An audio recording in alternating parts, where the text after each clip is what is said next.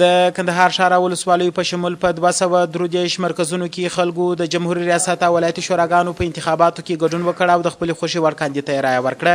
د رایې ورکولو په بهیر کې په ظاهره 3 لوی ستونزې رامنځته شوې. لومړی ډېر مرکزونه د ټاکلي وخت یعنې 7 بجو څخه نیم او یا هم 1 ساعت وروسته پرانیستل شوه. په ځینو مرکزونو کې د رایې پاڼو کموالي په مسلکي لحاظ د ټاکنو د کمیسیون د یو شمېر کارکوونکو ناسم پوهېدل او په ځینو محلونو کې د دغه کمیسیون د کارکوونکو کموالی هغه نورې ستونزې وې چې تقریبا 1 ساعت یې په دغه بهیر کې وقفه رامنځته کړه. په دې اړه د کندهار ښار په مختلفو سیمو کې خلکو ازادي راډیو ته داسې وویل: په کومه ته بجې باندې راغلي د رایې مرکز ته تر اوسه پورې موږ سره نوبت نه دی رسېدلی. ټوله په لین کې ولاړ دا فکر نه کوم چې مازدیګر موږ وخت 4 بجو پورې لرو. پر 4 بجو پورې په دغه مرکز کې 1000 کس رایه ورکړي. یوه رایه د ټول افغانستان دپاره ارزښت لري. د ټول افغانستان په خاطر یوه رایه یو سړی کولی شي چې وایخلي ورکړي، څوک کولی شي چې ایسته یې کړي. رایه ډېره مهمه. د انتخاباتو لپاره په کندهار ښار او ولسوالیو کې سخت امنیتي تدابیر نیول شوي وه.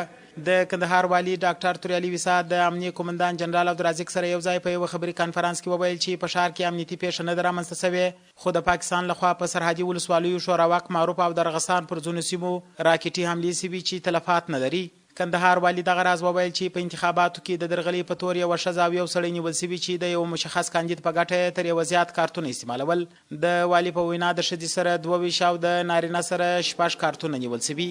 په عین حال کې د رایې ورکولو په ارتباط د کندهار د خلکو لیوالتیا زیاته وه او په داسې حال کې چې د رایې ورکولو وخت پای ته ورسېدی، ځینې خلک د رایې ورکولو څخه محرم پاتې شول.